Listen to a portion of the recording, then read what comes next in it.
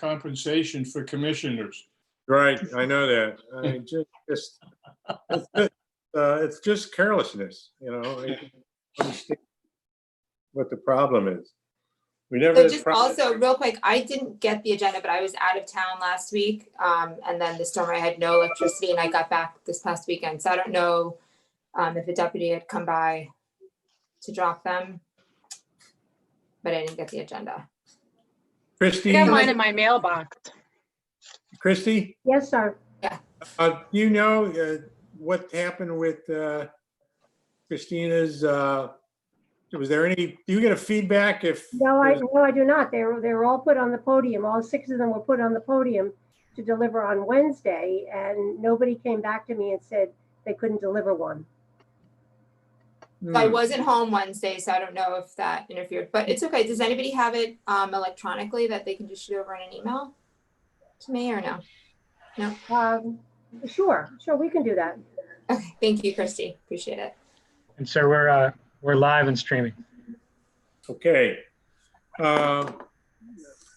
Christina, do you mind if we start the meeting and then, you know, if it takes a couple of minutes to get you the full agenda and packet? Yeah, that's fine with me. Okay. Thanks. Then You want me to do that? You want me to do that for this meeting? You want me to scan the agenda? I've got to scan it and email it. You want me to do that? You know, if it's too much, Christy, don't worry about it. I mean, I'm sure I'll be able to follow along. I just, you know, I don't want you to have to do that right now. So it's fine. Christina, I'm going to take a picture of it and I'm going to text it to you. Awesome. So you have Thank something. you, Brianna. Okay. Cool. Thanks. okay, thanks, Mary. Okay, this is the August meeting, the Board of Commissioners. I'd like to call it to order, and if we could continue with our tradition of starting the meeting with the Pledge of Allegiance, I'd like to do that, even though we are a virtual meeting. So if we can open with the Pledge of Allegiance. Pledge allegiance to the flag United States of America. And to the republic for which it stands for one which it nation, stands, indivisible, with liberty and justice. one nation, under God, indivisible, with liberty and. Little delay there. There was overall not our best rendition of the statue of the Pledge of Allegiance. Is there a Motion to accept the July meeting minutes. second?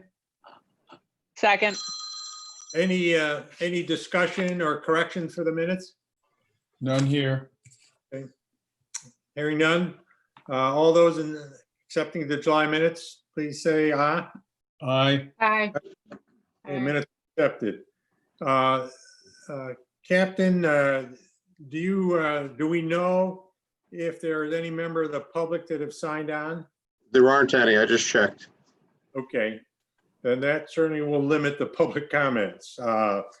Chief, if we could then turn it over to you for the your chief's report. Hi, good evening, everybody. We'll start with the financials. Where we should be is expenditures for equipment, for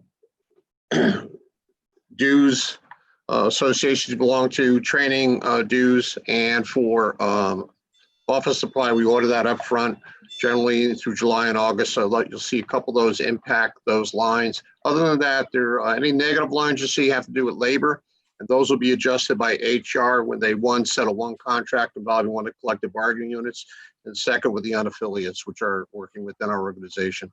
Outside of that, I have much other to report on with the our financials at this point. Okay. Have there been any, I assume we're still under a tracking, accountability, accounting for any FEMA related COVID-19 expenses?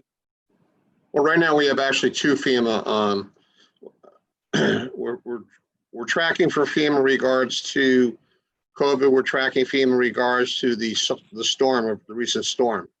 Right now, the labor line within the COVID FEMA was approximately $54,000. The labor line in response to, I won't say it correctly, Storm IS is approximately $11,000. Okay. Well, I'm sure that number is going to continue to grow. Chief, I'm sorry to interrupt. Go ahead, please. Okay, well, that's all I have with financials. You want to move on to activity? Yes. Okay, well, the numbers we do, if you recall, we do quarterly, but I do want to talk about COVID, the beach, and the storm, if I may. That's a yes? Yes. Okay. All right. Regards to the storm. In a 24-hour period, the storm struck a little bit mid-afternoon, and within a 24-hour period, we had 213 calls for service. And we had 64 roads that became blocked by not only trees, but wires down. Quite frankly, if we were at high tide, I would say that would have exceeded the damage by both Sandy and Irene from earlier 10 years ago. I still believe that with the road closures and the aftermath, that we most certainly did exceed that storm. Our officers worked on average 16 hours. Myself and Captain Race worked through the night as well with Sam DeBura on multiple nights. We were trying to get the crews, keep them motivated and moving. I wasn't getting critical about Eversource's response during the event because I felt that would accomplish nothing. I believe Al and I had this discussion, but I can say it now. I'm very disappointed. I'm not sure how they coordinate their operations in the field, but for us, our life would have been a lot easier. We would have cleared a lot more roads had we had a certified line crew working with us in conjunction with the tree removal. We were able to get the tree companies, Lucas in particular, subcontract for Eversource, our own road crew, payloaders, officers on both ends, wherever road they're going to. We just couldn't seem to get Eversource to participate. I realized they were overwhelmed in the very beginning, but this thing became exacerbated as we went into the second and third day. And it's a little frustrating when you're sitting there on a site with a half a dozen trucks from a utility from out of state, and they're sitting there for 3 hours. We're waiting for them to start the job. Then they announce to us that they're moving on to another because this isn't a priority. So I'm not quite sure how they do that logistically. I'm not quite sure who does that for them. Maybe we should take a page from the military and hire one of those command sergeants, whoever he or she is, and put them in that operation, and they'll probably do a much better job. So as far as the storm, the town crews, the fire departments, the ambulance, the police department, health department figures, people in buildings and grounds, they worked tremendously. They worked hard. We worked alongside the payloaders and the public works crew. Tremendous job, great cooperation. I just only wish that it was up to the same level when it came to our partners in Eversource. Any questions? No. I know Eversource is under a great deal of scrutiny right now, but is there any feedback, mechanism that you're aware of coming from the state that's asking towns, assessment, or key individuals, like yourself, an emergency, preparedness directors, including someone like Sam, for information? I did speak today with the Attorney General's office, and they were asking what my view was, and I explained to them just what I explained to you folks. They concurred. We knew the storm was coming. Now, obviously, it was coming up the coast or other states that will certainly suffered damage like we did. We've been at this a while. In the services, we go right to work. I just was disappointed because, one, you have people working 16+ hour days trying to get this community back up and running, myself included, and most certainly Captain Race and others, my lieutenant. It gets awful tiring when you're there and it's like, the crews are here. I went and knocked on doors down at Eversource. If I ever were taking their snooze, asking for help. That's what it amounted to. And I basically hijacked 2 trucks from Lucas, and that's what started the ball rolling. I don't think there's any warrants for my arrest yet, is there, Joe? So that's how we got this going. You know, and it's just, and to go to people's houses and see them, and quite frankly, we were cutting trees. Our police officers were, you know, and that most certainly didn't go unnoticed by Public Works because they, you know, they were working with us, but it wasn't really our job. And if you might recall, the last time I did that, we got a grievance filed against us. But we had to do it because there are people in their homes. You had people trapped in cul-de-sacs. It was a bad scene. And we're trying to get, you know, people water or others. So there were people calling that didn't have food. So I you know, you would think in this day and age, and the best of plans, we would have it down. But I can say that the public public response from fire, ambulance, and the cops, police officers, and Public Works, beyond reproach. Oh, that's great. And, you know, I know we live in New England and we get blizzards and hurricanes, and certainly this was one that, you know, the extent of it just seemed to catch everyone by surprise. Certainly, you know, you can understand some things with Eversource that said, look, it's a 75 or 80 foot tree, and those power lines are not, you know, they're 30 feet. So you can't cut them all down. But the key is the response and the information that seemed to be a problem with a lot of people. I mean, if someone says your power is going to be out till Monday, you know, you can make some plans. If you don't know whether it's hour to hour, I mean, that's had to be really, really difficult. You know, Another part of that is when we would go and we start cutting trees, they tell us that it was clear. Then we come to find out that it wasn't clear, that the power was still up and operational, particularly on Green Hill, which is a major, those are major power lines. That line alone feeds over 130,000 households. So that goes through Connecticut from the relay station. So I mean, tree crew got up, they got over there, the guy comes down in the bucket, motions for me to come over. He says, don't touch the rail, don't touch the tree, back everybody out of here now. So that's what we're working in. We're better than that. I just hope that there's a learning experience. I mean, I realize that Eversource is overwhelmed, but all they had to do is give us a tree crew, just give us one truck. We've got the neighborhoods open. The power would have come secondary. And we're fortunate. We had 2 ambulance calls. We had to cut our way in. Outside of that, we're very fortunate over a period of 3-4 days. wow. And if it's not getting too far afield, I can share with you my face-to-face conversations with Senator Blumenthal and Congressman Courtney. They were both suitably outraged by what they consider to be Eversource's failure to activate their contingency plan at the right moment in time. I think that Eversource is trying to save some money and hope that they didn't have to respond heavily. But I took away 4 points from my conversations with them. One, Blumenthal thinks the public deserves a refund for the power that didn't get delivered. I'm not sure that's a big deal, but that's symbolic. Senator Blumenthal was much more concerned about who was going to pay for the cost of this cleanup. And in his opinion, it should in effect not be paid by the ratepayers, you and I, it should be paid by the stockholders. That is to say that as far as Senator is concerned, Eversource should not be allowed to build the costs of this cleanup into their next rate application.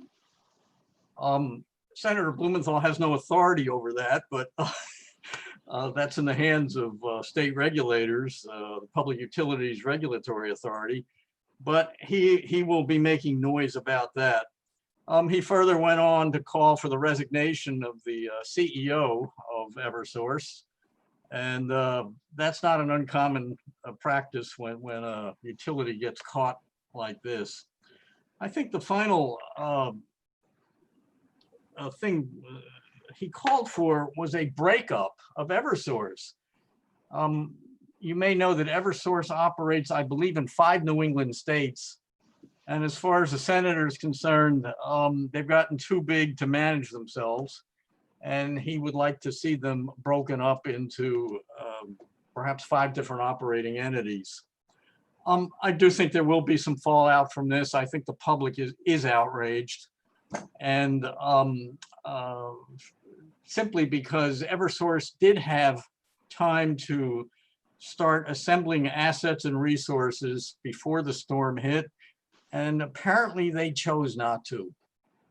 And that's why there was at least a 2 or 3 day affair. The chief has described one of the direct outcomes of not having the right assets in place at that moment in time when the wind dies down. For those of us up in North Madison, many of our neighbors, it was more or less a week before they got back on. Al, those are all very interesting talking points from Blumenthal, who's probably pretty well known for having talking points. And may I suggest that since you received them, can you make a memo that will go to him, or perhaps have a report come back to the chief and the commission as to how he plans on following up on the words that he said to you to calm everybody's fears? Otherwise, all we have is a politician showing up with talking points. Yeah. You may have caught the Channel 8 coverage of his remarks, which were Well, I saw him facing the camera every chance he got. yeah, well, he visited Roberts, I believe it was Monday morning, and that's where he made these comments. I share with you, Tom, your understanding of the senator's style in the past. And I'm not criticizing his style, Al. I'm just saying that he made several specific points to you, and I think they were all very legitimate. How do you, from your position, follow up on some of his points in a timely manner to report back to us? Jack's got his hand up. The AG's office has already established that he didn't assemble the crews in state. A lot of them came from out of state, and that was where Eversource fell down on the response. That discussion took place today. They asked me what I had observed, and that's what they told me, that it's apparent to them that he did not have the resources. They did not have the resources in state and ready to go. Which is sad, because if you go back a few storms, a few years ago, we had a pretty heavy snowstorm. They assigned crews to each town with the representative, and that worked tremendous. I only wish they did that. Obviously, they've been overwhelmed by the work, but we would have cleared the roads a lot quicker, so people could have got out and gone to a relative's home or somewhere else. Christina, did you? Yes. The other thing that we noticed, I mean, we were down for about 5 days, down where I am. The lack of coordination. We had an Eversource representative come out, asked us to clear a path for the team that would be coming out to reconnect the power. There was no coordination between that representative and the team that came out. And then when the team came out, the path that was clear, that he specifically asked us to clear, was not the path that was necessary. And it was like a whole other issue. So there was just, it just seemed like they weren't talking to each other at all, you know? So I think that if that hasn't been brought up, that was very apparent that there was a breakdown in communication. Well, whatever, to Tom's point, Al, I'm sure there's going to be, some feedback mechanism and process, and certainly given the chief's, on the ground experience over not just this storm, but the ability to compare this situation to previous situations, is helpful from it's certainly more than a casual bystander experience. I mean, we've all can remember some storms, but this one, did seem more complex than the others. But if there's a way that we can, formally through the chief, or else, if need something endorsed by the commission to support the recommendation or the observations, I mean, we're prepared to do that. I'm sure I'm sure there's a long line of folks to, give feedback, including those with sticks and rocks in their hands. So, I think good response, a good effort. There will be an after action on it, townwide, and that'll be committed to the towns represented by our state senator, and that'll be conveyed up the chain. That's what the plan is, from my understanding. That first select woman, the board of selectmen hold a after action, and a lot of input from Sam, myself, and others. And hopefully next time it will work out, and there will be a next time. Chief, just to that point, without intruding anyway into the operations, but you can't go through one of these things without learning some aspects of it.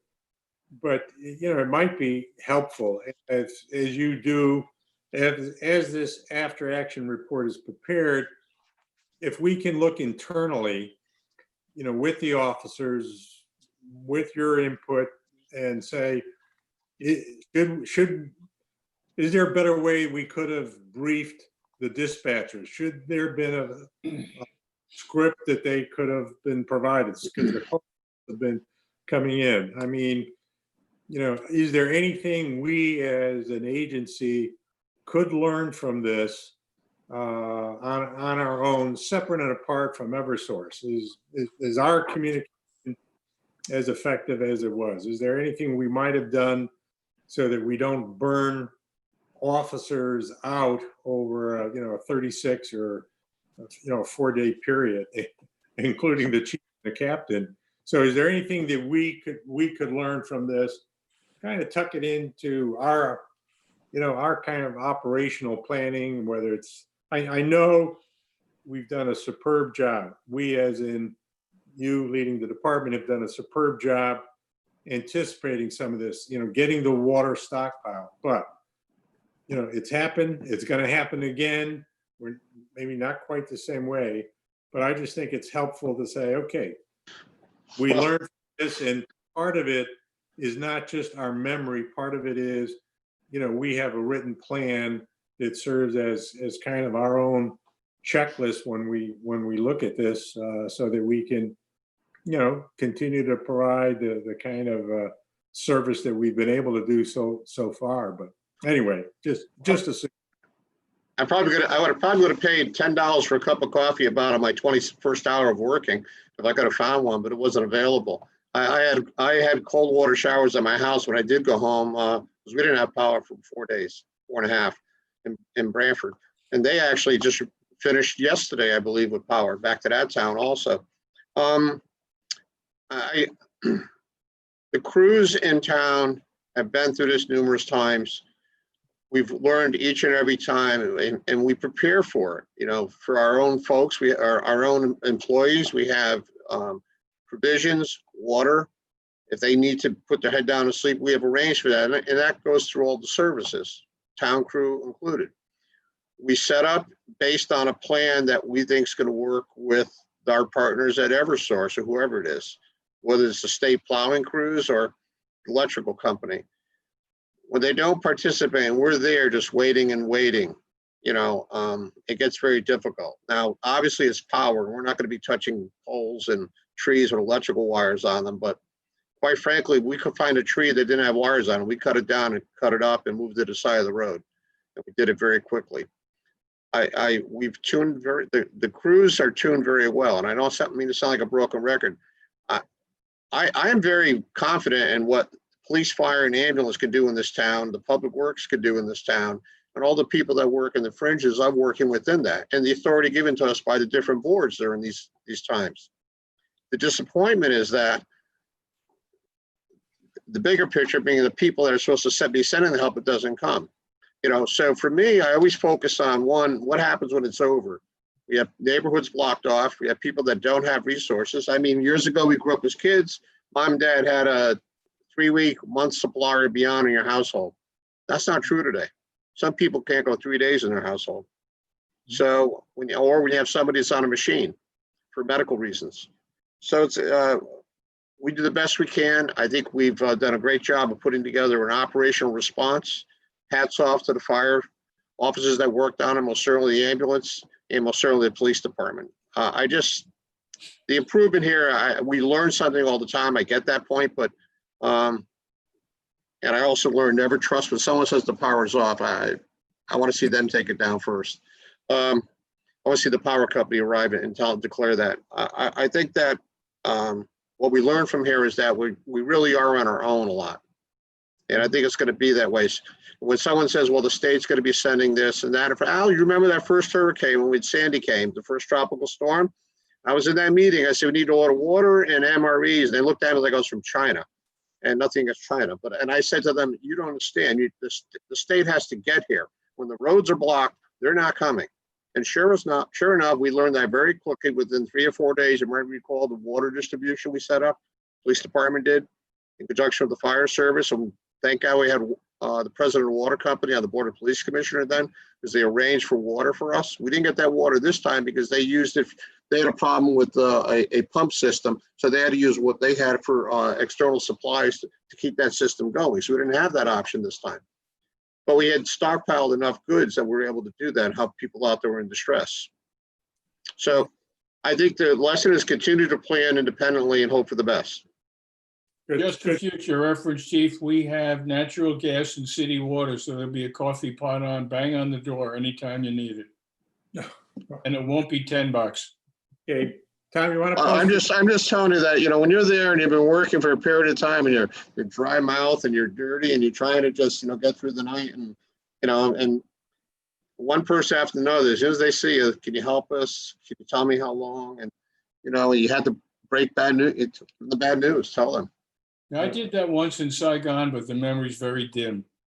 Well, it was a very effective way to change the topic of talking about the beaches. Okay, at least for a period. beaches.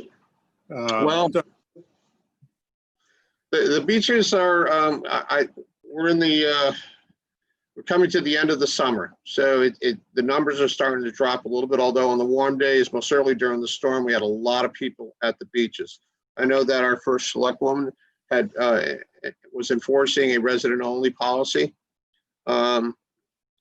It somewhat worked with some parking restrictions. We put a hold on any or all no parking signs. We put that on hold, so we're going to go back to our normal procedure when we approve no parking. I had spoken to a lot of the neighbors of some of the neighborhoods, and they made it very clear, Chief, we never have an issue here. We haven't had an issue here, and we don't need the sign. And the only people that come down here park on our street, and we don't really see outsiders parking on our streets.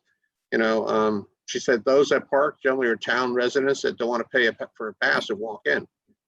There was a discussion about walk-ins. I shared that with our first select woman.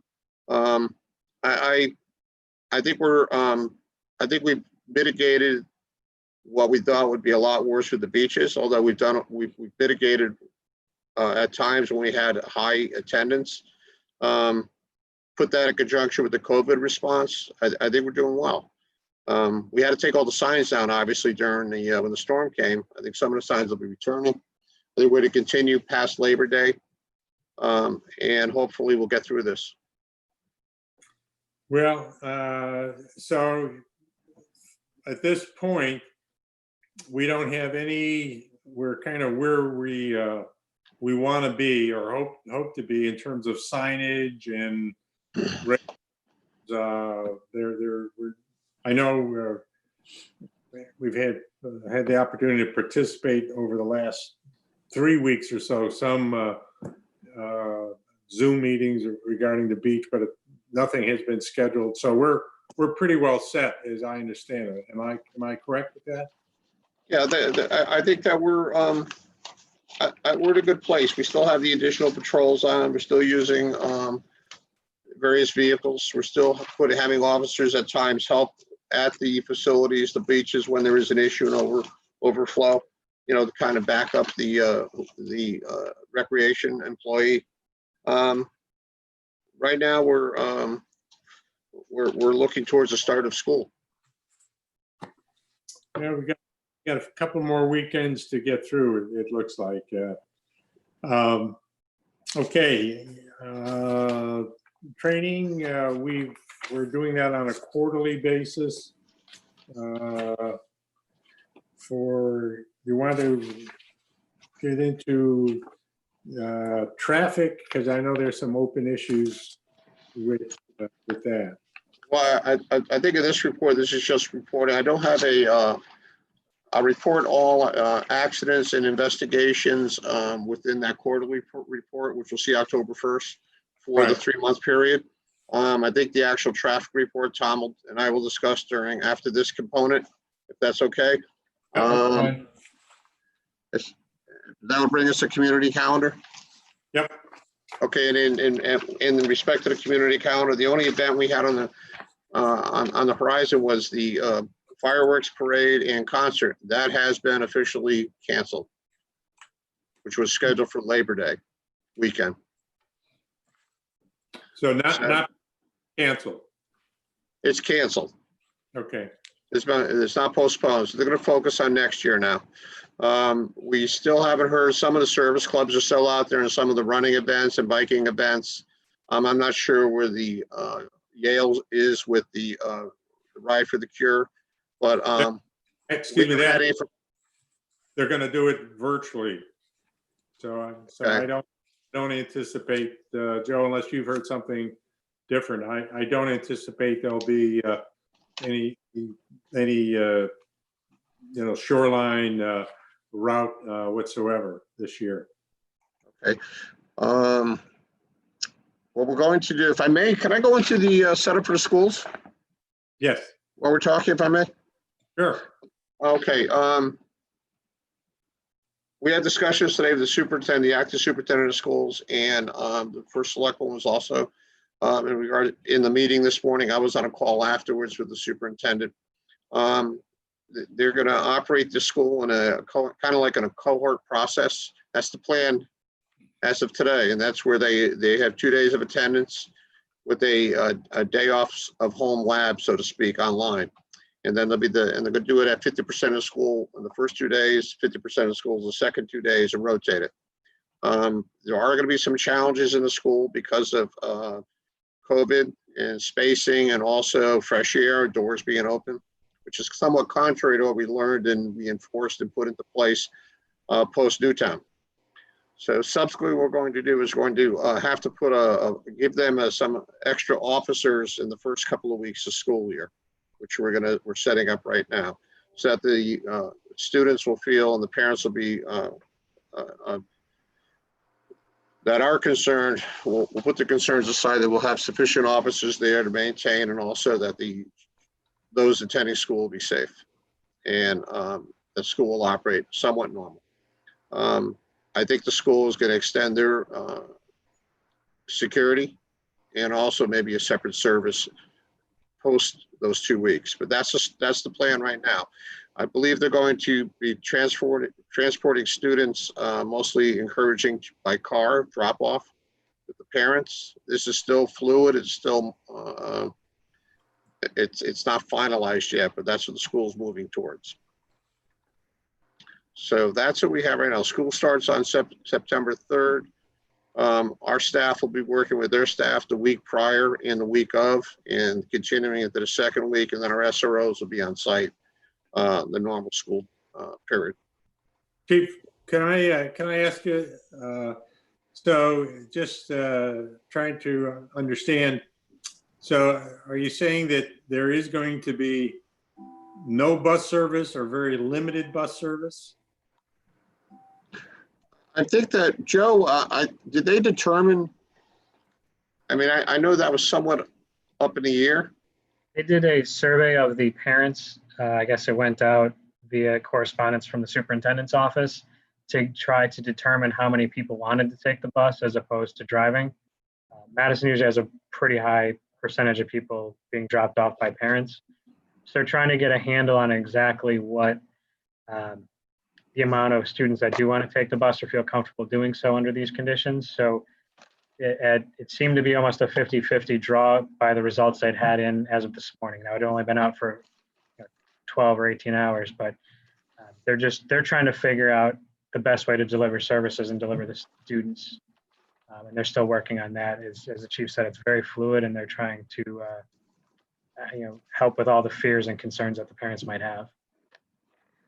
let me, I appreciate the uncertainty. I mean, if there's one thing we're all learning about, it's the, well, it depends kind of phrasing.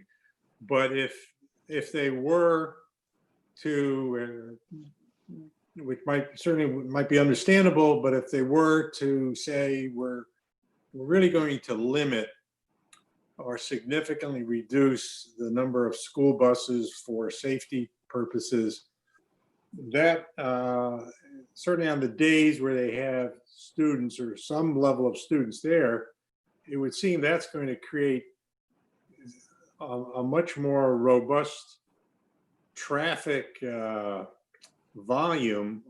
And, and there's nothing like someone, who doesn't want to be late for school and forgot the books, and all of a sudden, you're having some people who are maybe going a little faster. So that's got to be an interesting, that's going to be an interesting impact on all in the school areas. Wow. We're going to do the traffic calming on the access roads prior to, and of course, the week of school beginning, we're going to have officers in the street also for traffic direction. There's some discussion. Maybe we should make it one way in, one way out, so that we keep traffic flowing in and out, that they drop off either school. There's going to be some challenges in some of the other schools. Some of the other schools that don't have air conditioning, they're going to have the doors, windows open so that the for airflow. So it's going to be a challenge, but I believe we'll get through it. Yep. Okay. Well, let's see. Our next meeting, school will be open by then. Yep. Right. Mr. Chairman, I just we do have 2 attendees now. I don't know if Joe, if you could bring them up. I don't know if you want to give them the opportunity to weigh in any concerns, but before we go into the next section, traffic. Well, sure. If we'll follow our we'll allow this because this is still, certainly people are learning this, but we will allow a brief public comments if anyone who signed in would like to make one, and then we need to get back on our agenda. Okay. Maureen Lopes is here with us, and also is Barbara Manco. Barbara Manco was a discussion on traffic. I had a very good conversation with her yesterday. Maureen Lopes had her interest is also in regards to House Bill 6004, which we're yet to discuss. So that may answer some of her questions. But if they would like to, I see that Maureen Lopes has her hand up. Joe. All right, I'll let her in.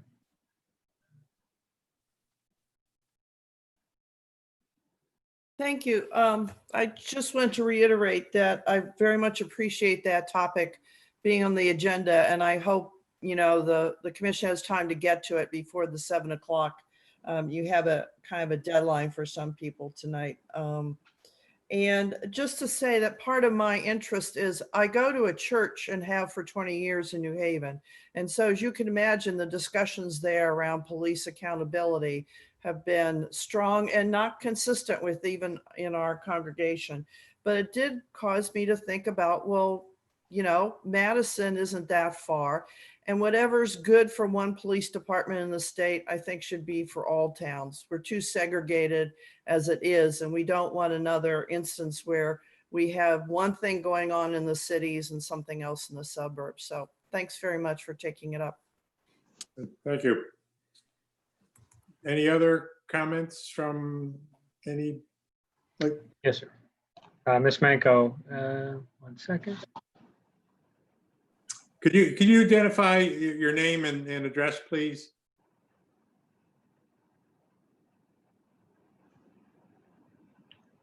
Oh, there I am. Is that better? Yes. Okay. Barbara Manco, 15 Lawson Drive. Thank you. I just wanted to say thank you to Chief Drum. I spoke with him yesterday about the issue about putting no parking signs up and down Lawson Drive, which happens to be off of Madison Avenue, which is off of East Wharf Road. I explained to him, and I think all of you folks, I don't know who I sent my petition to, there really is not a parking issue on our street.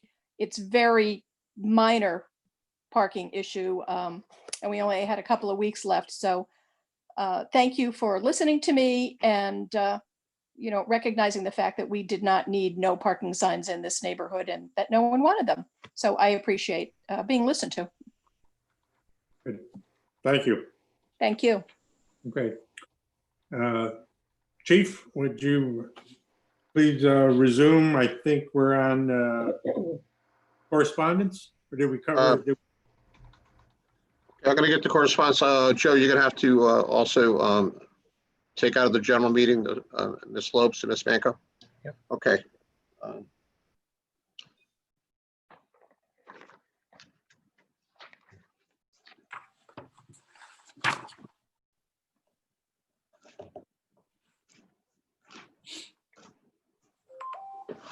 She's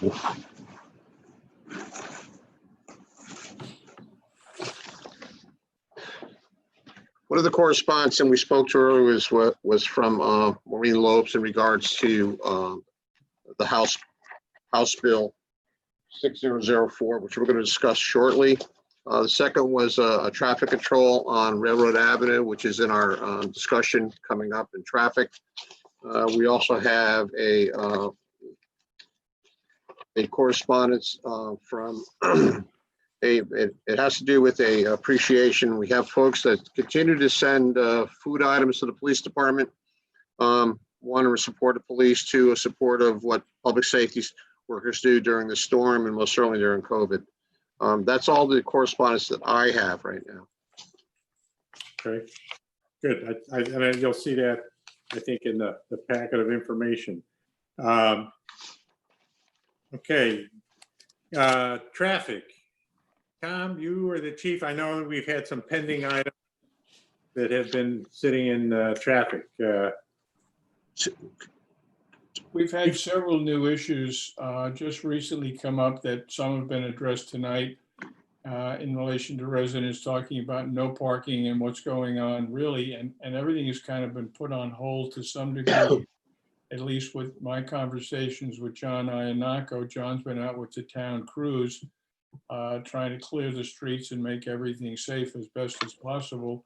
One of the things that John and I exchanged a comment about just yesterday was the installation of some safety signs, safety warnings down at the intersection of the Surf Club Road and West Wharf, where the golf courses cross the road. That is, that's an ongoing problem because I'm down there almost every day walking, and John realizes that, and I don't know how we speed that up. I don't know how we get something implemented, whether they're warning signs about the stop signs ahead or actually white lines addressing the crosswalk area for pedestrians or golf carts. John was hoping to have had a plan formulated for tonight's meeting so we could do that. He was not able to do that because of the recent storm. And I told him I would follow up with him beginning of next week to come up with a specific plan, which we'll present and try and get it implemented as quickly as possible. Chief, you were kind enough to comment on last month's meeting about some of the speeding concerns down on Neck Road, which may have been alleviated a bit by the construction, but I believe the construction is over now. Can you update where we are with that, please? I've requested a traffic study on Neck Road to be performed by the DOT. They've acknowledged that, and we'll be hearing from them shortly. The second study we requested was on Route 1 at West Wharf, and that was also a crosswalk / blinking light / speed reduction calming signs. That could be strobes. Okay, that's also ongoing. There's as far as the burn bomb, changes to burn bomb, we posted 2 signs, which the contractor that's doing work at East Wharf and Route 1 took down because they're in his way. So they'll be going back up, which is no through traffic. That is the response to that. I'm going to test your memory on this one. If you go back to Route 79, by the mix master of where it meets the on-off ramps of I-95, you would go where the ambulance barn is and head north. Yep. They're going to be starting the work very shortly, and it goes all the way up to Green Hill with traffic calming signs, replacement of the lights to an automated system, an additional traffic light placed where the ramp comes off at the northbound ramps and the on-ramp of I-95 just north of the ambulance barn. The ambulance will have, and the fire services will have control on the lights when they go for a call. They have that now on the light at right where the ambulance barn is at Route 79. They'll also have the controllers for those next sets of lights up to the Green Hill Road. So What's that's the- happening right now. Excuse me. What's the expected completion period for that, Chief? This is the state of Connecticut we're talking about Oh, here. okay, then I'm sorry. Al, you want to jump in with a finish date? I'm sorry. I don't know. I would like to think that the project is being constructed by subcontractor. I would assume there must. I do not have it. I'd like to think that it be out of there within a couple of weeks. And That's probably most of the work being performed that night. Oh, good. Thank you. That'll probably be somebody's overtime. yeah. You know, Tom, we should also have a birthday party for every year for the waiting for the request from the state on exit 62 and, you know, Duck Hole Road and, you know, with the intersection with New Road. I mean, that continues to be an exciting intersection, particularly with the traffic going to Hammonasset State Park. Well, I'm running out of spaces on the traffic report to put in pending. Yeah, Ann and Christina, this is one that I think goes back 6 years that we've been trying to get the state, and you know, they've been. My recollection is they've been cordially studying it for 6 years. So I know it would be probably an expensive solution. It's a complex intersection, but that's one that you know, we still are still dealing with. So progress on the 79 and exit 61 is, I guess, a step in the right direction. Well, if you decide to throw a party, Ed, make sure the chief comes in with his kilts and plays a bagpipe. Absolutely. Any more on the traffic, Tom? No, that's it for now. I'm really, you know, John has been up to his ears, as the chief indicated earlier, with 12 to 16-hour days with the trucks everywhere. He and I are going to resume our regular conversations and meeting sometime next week when he catches a break. Yeah, I can appreciate it. It's been an active few weeks with John. I think there's a meeting that we were going to cut him some slack. This is probably the one.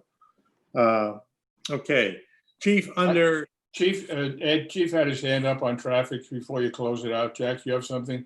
I was just going to add that once school starts and the crews return to a normal maintenance schedule, because right now they're also helping buildings and grounds in public works, each other getting the school grounds in order and getting the buildings in order for any additional construction or changes they have to make to facilitate the COVID.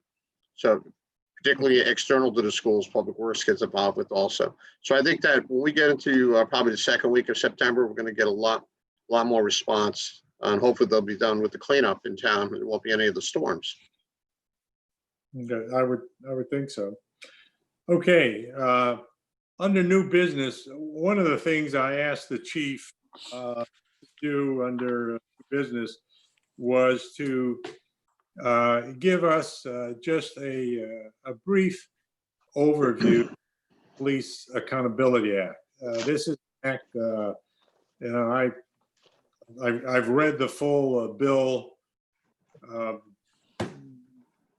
punish myself, but it covers just a range of issues, but it is still, there's a phased implementation that the chief will touch on, but I thought it'd be helpful because it is impactful, not so much on Madison because we're doing many of these things, but it's certainly, it's going to be a topic that we're going to be aware and the state is going to be dealing with certainly over the next several years. So Chief, if you could just give us, I know you're very familiar with this, Bill, and you've participated in some talk shows about some aspects of it, but if you could, just give us an overview to help us, assess the direct impact on the Madison Police Department, it would be helpful. I did have an opportunity to speak with Gary Winfield, the senator who's sponsored, one of the sponsors of that bill. Prior to, it was a great discussion. You have to remember that we're dual accredited, CALIA accredited advance. So a lot that's in that bill, we already do. And we go beyond what the state is suggesting. So some of the impact of the general bill, and if Mrs. Maureen Lope still on?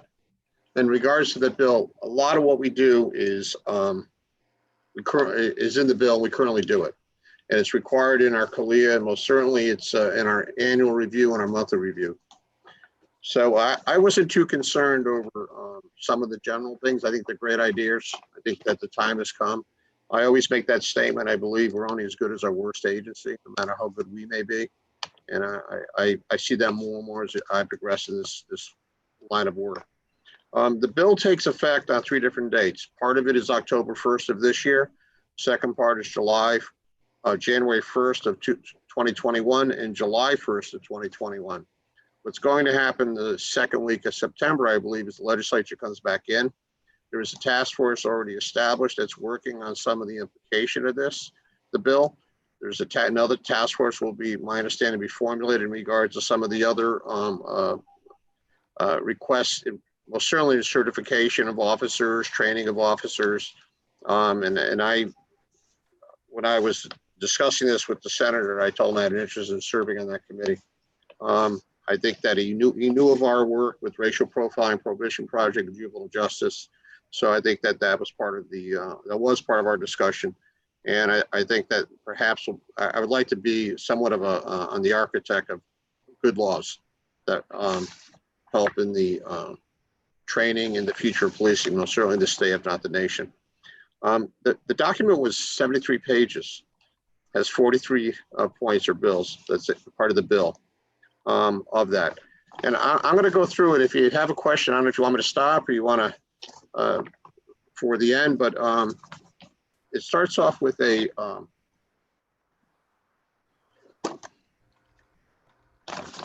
police officer certification and decertification. And we've had that ourselves in our own experience within this town. We had an incident occur. It's a project to remove an officer, absent firing them, terminating them to get them decertified. Also, it also includes that if there's another officer on scene or a supervising officer that they have to, if there's an incident of a willful misconduct, that they have to stop it. So with the process, and part of this bill, there's a process in there that makes it a lot easier for a chief of police or a police commissioner to remove an officer, decertify them, or any other individual that was part of a willful misconduct. That's a good thing. Second one is behavioral health assessment for officers. But this requires that a percentage of your police agency annually has a behavioral assessment, which is similar to the psychological evaluation when they first became a police officer. Sounds reasonable, with the exception that with that, the expense is borne on the community. And I guess when you have an officer that there is an issue, we may remove them from service, but now we have a workman's comp issue for the community. So that perhaps down the road is going to cause a problem for communities as far as the cost of that. We don't want officers that aren't fit for duty, absolutely not, but it's just a concern. You got to remember, a lot of the bill did not go through a financial process or review with planning. So right now, these are the task force hopefully will take up some of these measures as to how this is going to be paid for the communities.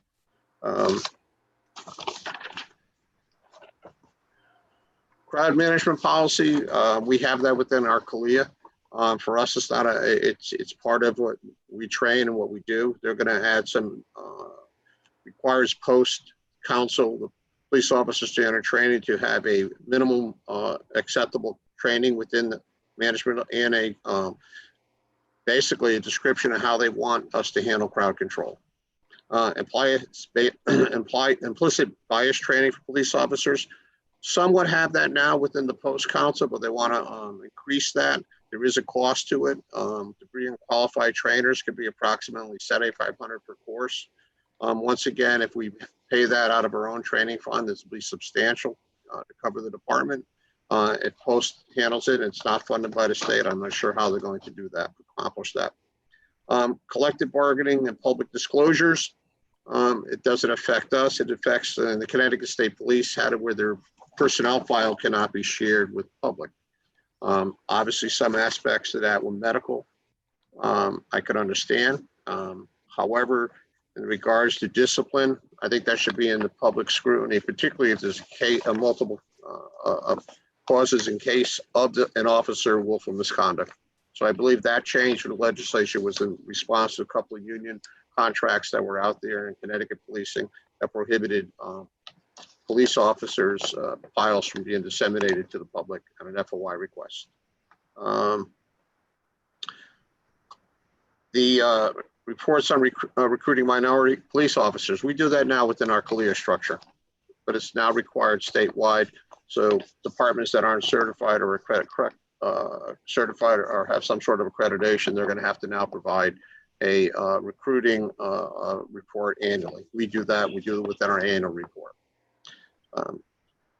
The post membership changes. I think this is fantastic. Post council has always been the circle of friends of somebody. I don't want to accuse the governor. I just want to say it was always a closed group that was there. Although it had representation from one civilian and perhaps others from smaller agencies. Now this creates a larger post council. It represents basically all walks of life. It represents all population and all demographics. So I think it's a great thing. So it expands obviously the members of the post council. It doesn't restrict it to a group appointed by just the governor. Now it's appointed by all members of all member groups of the General Assembly, including towns. So that's not a bad thing. I think it's a good thing. The police, it requires police to have their badge, name tag, identification on them when they're enforcing the law and working patrol. We do that. I'm not too sure how many officers that would not do that, but that's required now. And so we don't have a problem with that. The civilian review boards, I'm not sure where this is going to go. It does mention that the police commission is a civilian review board, but the discussions in there that they want you folks to run for office and as opposed to be appointed to office. So that discussion is going to be ongoing within the task force. Now I know that CCM, councils, municipalities, cost, CROG, all capital regional governments, they've all weighed in on this. I mean, a lot of towns have already established and they work well in the accountability of policing within their towns. For us, it's our police commission. You are the civilian review board. So any questions on that? Oh, I can't imagine, you know, kind of campaigning for a no-pay job, but you know, it just is that would certainly change the tone. And you know, I really appreciate people volunteering their time. The idea that you'd get into some political process to be on the commission is a little. Yeah, I mean, there's going to have to be a change to our charter. There's going to have to be, there'd be probably the impact on labor law and also with our contracts with our employees. So it's just not an easy thing to do, but we'll see as it progresses along. You know, like I said, this is on the short list of that task force. Next one was number 27 was feasibility impact of social workers responding to certain police calls. As I stated, and I did a webcast with Representative Noreen Coker-Root. I also did one with Central Connecticut State University, the Anna Grace Project. I was on that panel also with the head of the NAACP and the head of the Racial Profiling Prohibition Project. And I guess there are some calls we could send social workers, have them somewhat on staff or on call to assist law enforcement in mitigating a psychological crisis. But when there's violence in the household, I'm not sure how we're going to apply that, or when that would be after action. So that's going to need some work and further research to come to some sort of policy that we can put out there that this is how we'll do it in the future. And I think that's, that's being looked at also. I mean, I can't send a social worker to call with this violence. Well, certainly not alone. I have to send officers. So that's something that's going to be a work in progress, I believe. Okay. Body cameras, dashboard cameras. This is a large portion of this section of the bill, section 19. We do it all already, and we exceed the policy. The only downside for us is that we're going to have to make sure, because the statute says that we have to have the cameras, they have to be on. That means I'm going to have to probably invest another $35,000 to $50,000 on additional equipment so that the cameras are always up and running. What does that mean? Spares, additional equipment that holds the device, equipment that downloads it. It's the stuff that, the hardware. So maybe the space within our server. So that's probably a real cost that we're going to face this fall. How long, Chief, do the videos stay on the server? It depends. If it's an investigation and we lock it, I'll say use the word indefinite. If it's routine traffic stop, it cycles within anywhere from 90 days to 2 years. Okay, reasonable amount of time. Who I would say reviews so. who reviews the IT infrastructure just to evaluate where we are and the necessity of where we need to be, just to see capacity wise, in terms of your servers? Like who handles that? We have an IT, we have an IT officer who's signed here, a civilian employee who's our IT officer. We also work in conjunction with Art Sickle and the IT with the town. We're constantly maintaining that and updating. So our capacity now, because it's like a camera, you'd have a bank camera. If information is not needed, it cycles it out. But my concern is, we have to, the units are very good, but they're kind of like your phone, when it gets filled with it. If you don't download the information, the batteries stop taking charges, things like that. And I only ask that because I work in technology, so it'd be interesting to see, where we are and what we'd need. The capacity we have right now, we went to a server system approximately 3 years ago, maybe 4 years ago. And we invested approximately $300,000 in a server. We purchased approximately 35 cameras. The cameras themselves are approximately $1,000 to $1,500 a piece. You add the additional video within the cars, front and rear, passenger compartment. It downloads within the server. The officer pulls in, secures for the day, starts the download process to our server. As I said, that and there's a lot of information there. What we did was they wanted us to go with the cloud. I don't want to. That's evidence. I do not want to put that in the cloud. There's a lot of compromise to that. So we may have to look for more capacity. We do have a backup server. So we're okay for now. We're going to have a major hardware upgrade within 8 months, which is probably going to give us additional storage based on this law. I think, once again, we're okay, but the cities like London and New Haven, they don't have a dime to put into this. So, and there are a lot more officers than we are. But I mean, that's really a point to consider when a town responds and says, this is a great idea, but we don't have, as the chief just noted, we don't have $250,000 or $350,000 to put into this.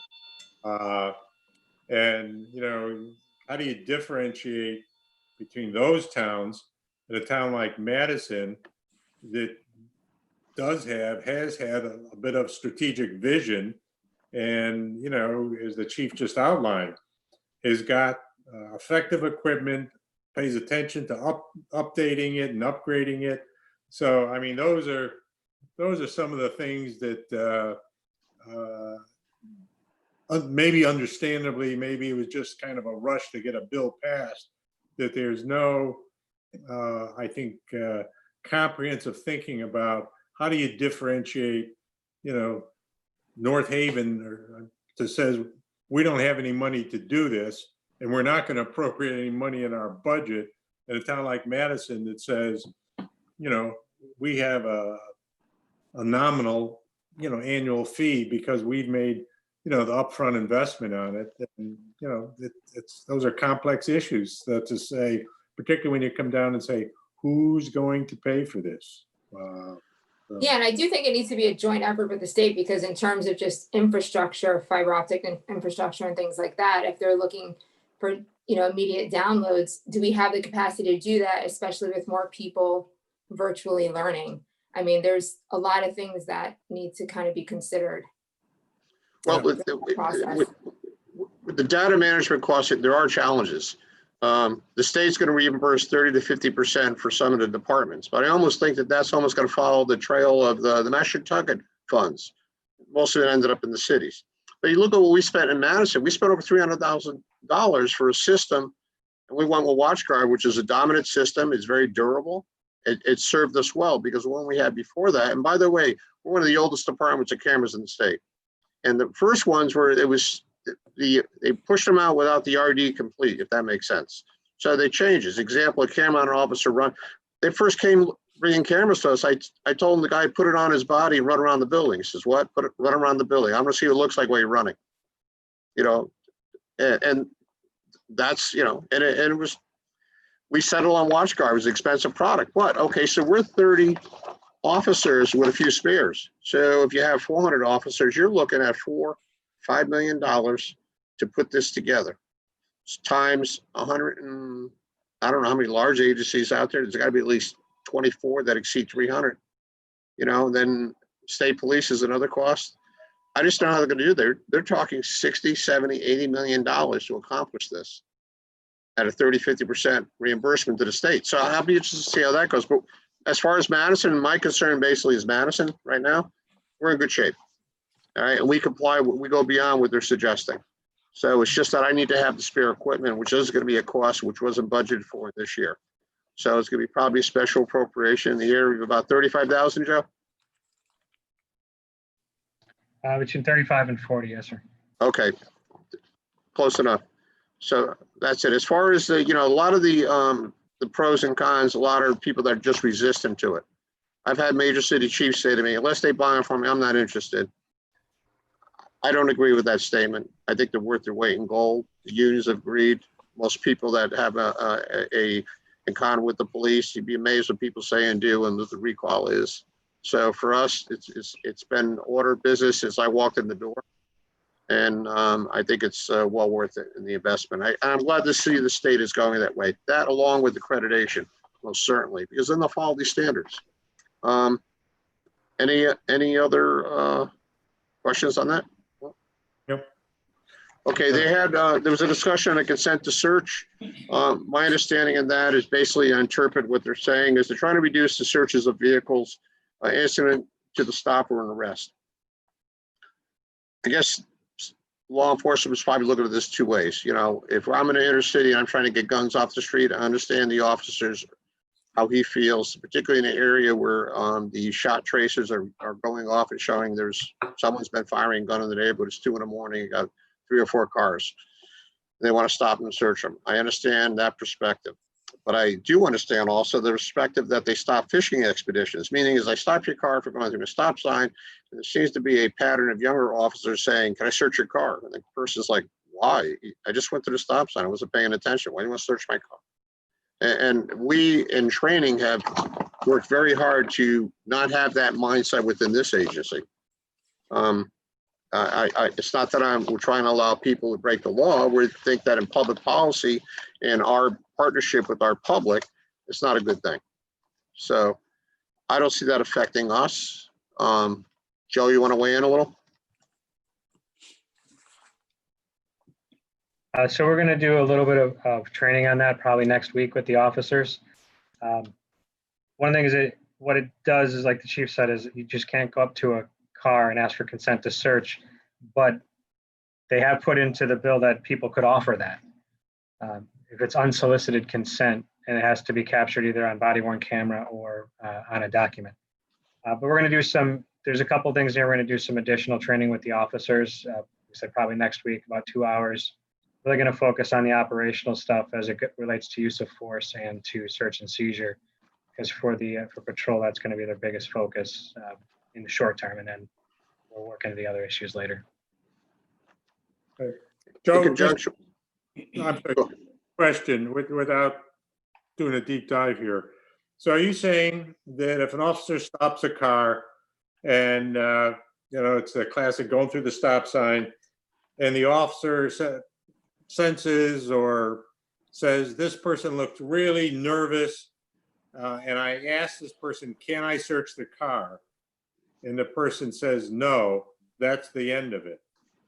We can't even, under this statute, we cannot ask that question unless we have probable cause of another crime being committed. Okay, thank you. we had a pattern of younger officers that they would just search your car, just for a simple motor vehicle stop. So it's not a bad thing. It's a good thing. That change in the law. Also with that is asking for passengers identification if it's not incident to an arrest or an event or a crime. There's also a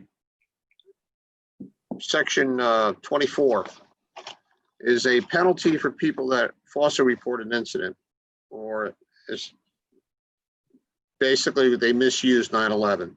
And what that is, I call that the setup component. That's where people call in to 911, our police dispatch center, and report a crime or an event. And what they do is the police officer is dispatched based on the information that is gleaned by the certified operators, the 911 dispatchers, of the report. But you have people that will embellish or be less than truthful, and they report, they might be simply a group of boys returning from a social event or a sports event. And, they're walking down the street wearing their team colors, and people are calling in that it's a gang walking on the street, and I think they have guns, which is, so now the officer's getting dispatched based on what's been told them. And that's where a lot of the incidents we see that go the wrong way and occur. So that law was put in to counter that, to hold accountable the person making the complaint. I'm not a fan of the anonymous complaint, and I think we tend to get in trouble because of this.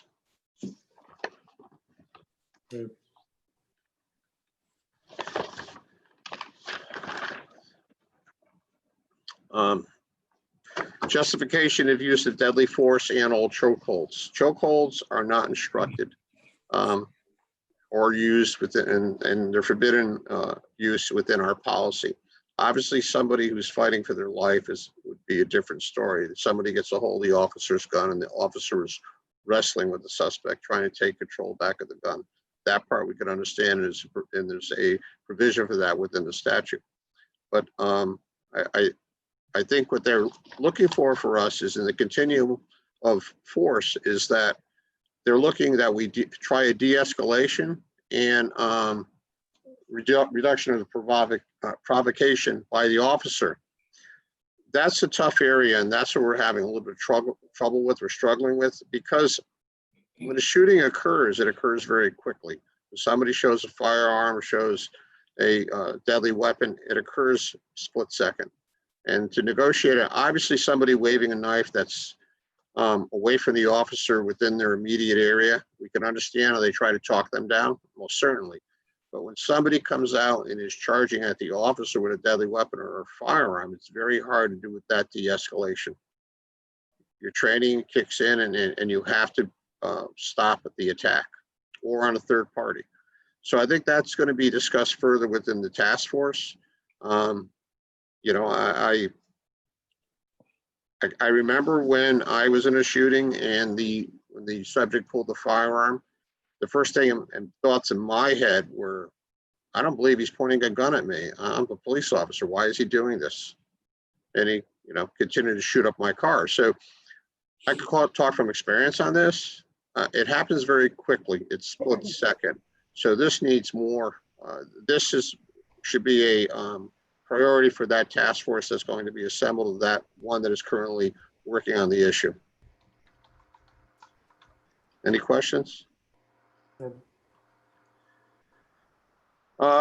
Also, once again, the officer's duty to intervene and report excessive force. We had that discussion earlier. There's another component to it. That not only will end in decertification, but also within criminal charges of an officer. That's an officer standing by where somebody willfully attacks or force upon an individual. That if an officer standing there does not intervene, they will be also charged.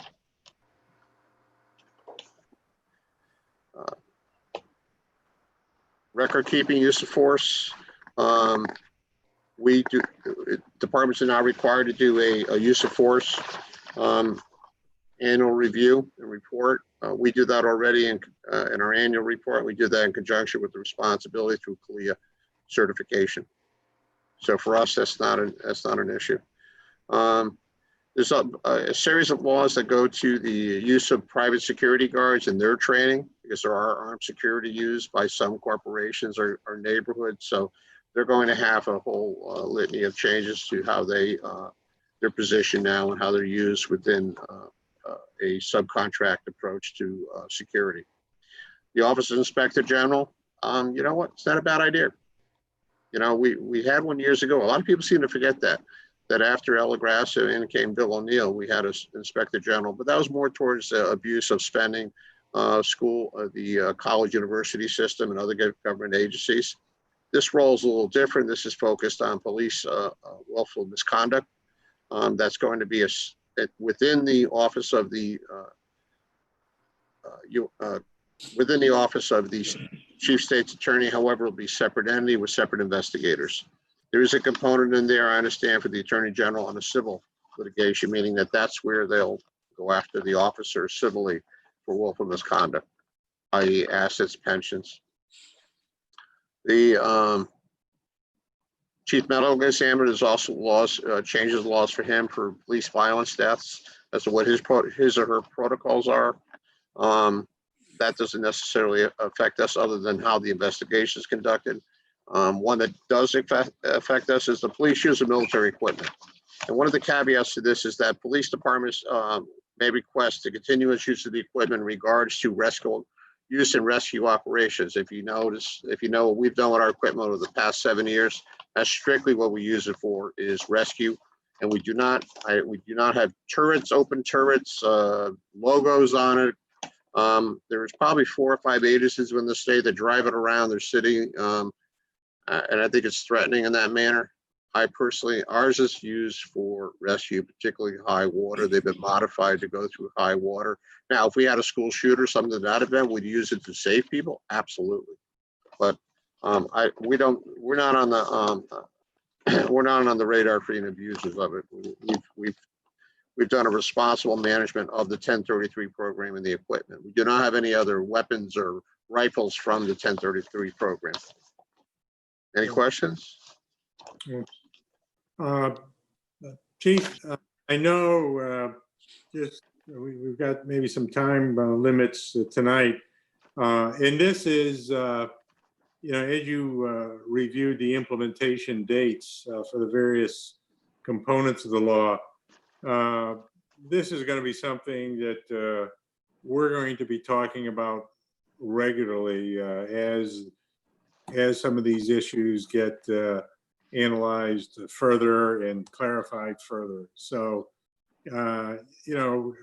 Christie, maybe we'll just accept this as not necessarily a entirely new topic, but can be alert to the fact that we're probably going to need to devote a few minutes sometime each meeting to get an update from the chief in terms of things that change. And we'll try to get that information out to you as commissioners so that, you have something written in front of you and can, read it and put any questions you have, scribble them in the margin so that you can have this information before, before we open the meeting at a particular month. So, it is, as the chief said, we are we're fortunately, and not from luck, it's from hard work, we're engaged in an awful lot of these issues that other towns are running to catch up, and in some cases, for various reasons, some historical, find themselves resisting. So anyway, The last one is requiring of CALIA certification, which I believe they're going to modify and put state certification in there for all police departments. They obviously had an in-depth discussion with us on our CALIA certification. Senator Winfield did, as well as others. Senator Cohen, I've spoke to leadership in both the House and the Senate. They were asking us difficulties, costs, things to that effect. So we're good with certification. We'll continue, hopefully.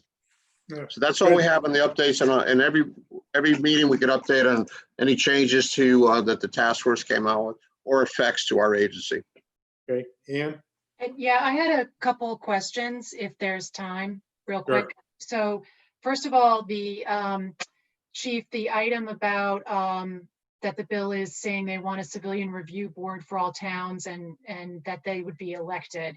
So is that going to be under the purview of the task force to look into that before it would be implemented? Or is that supposed to be implemented by one of these dates, these 3 dates you mentioned?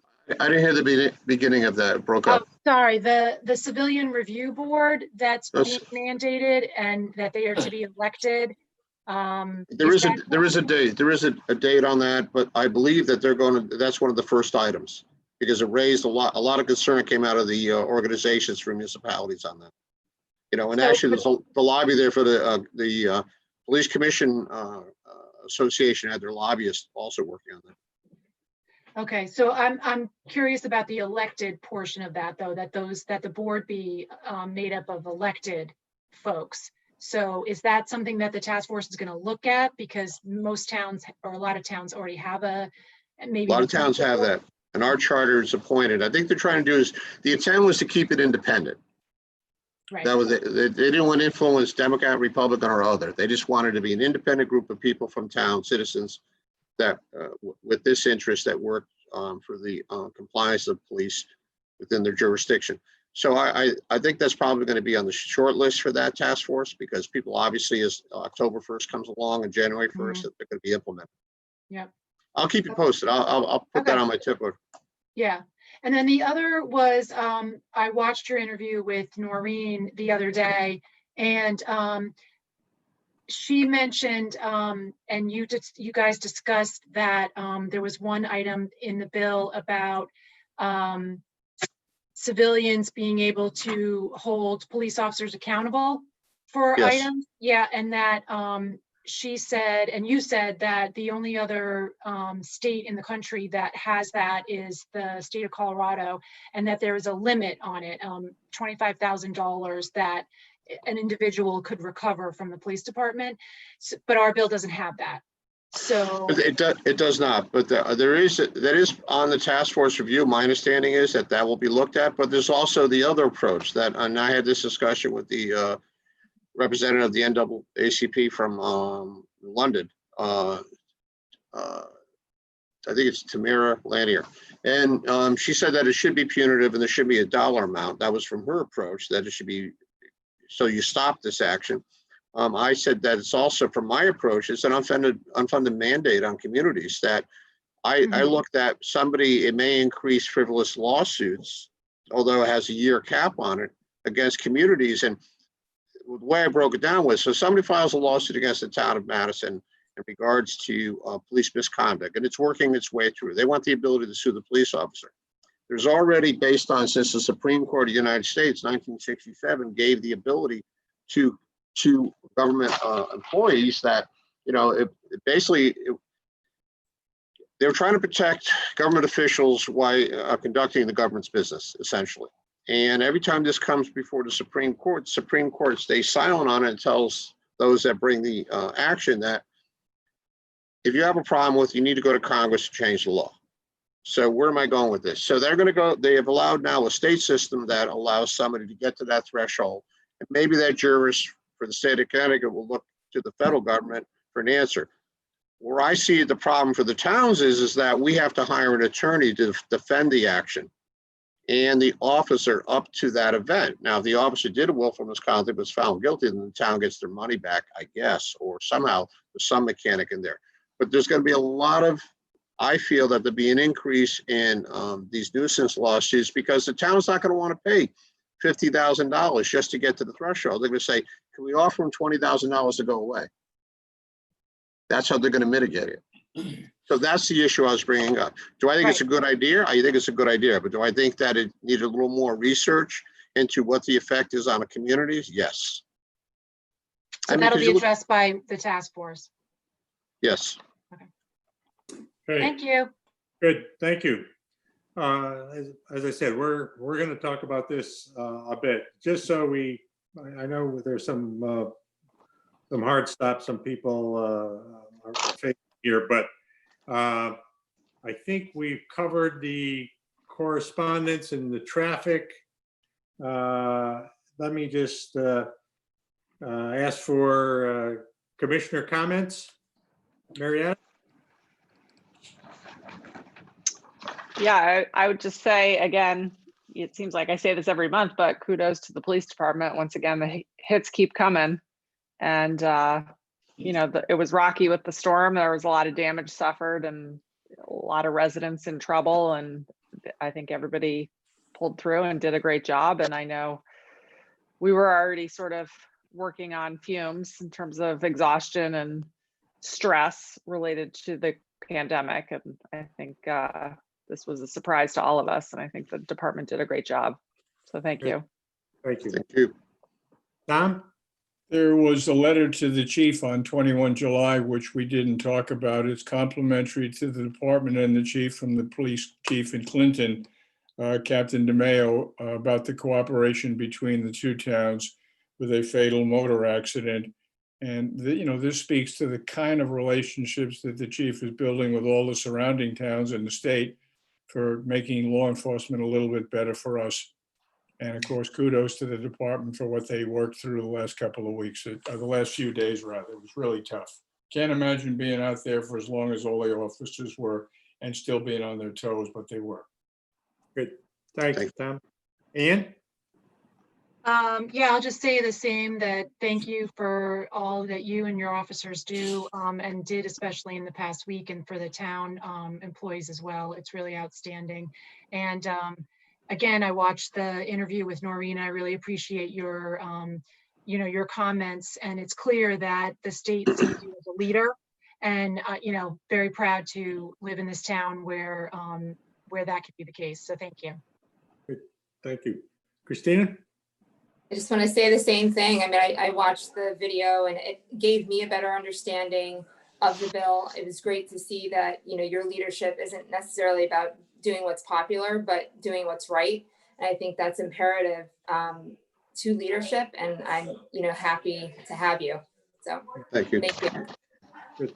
Thank you.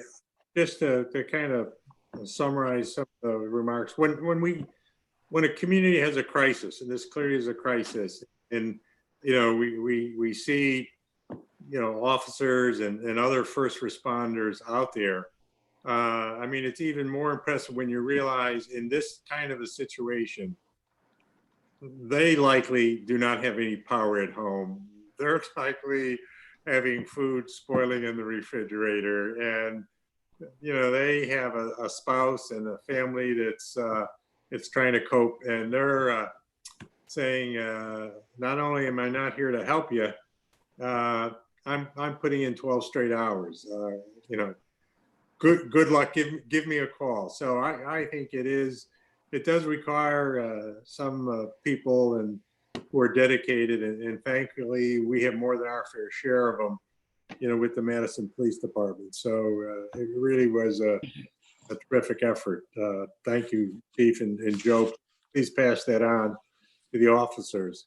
I want to entertain a motion to go to executive session. There is, and I know there's just a 2-minute item, an update item that I want to share in executive session regarding a labor contract status.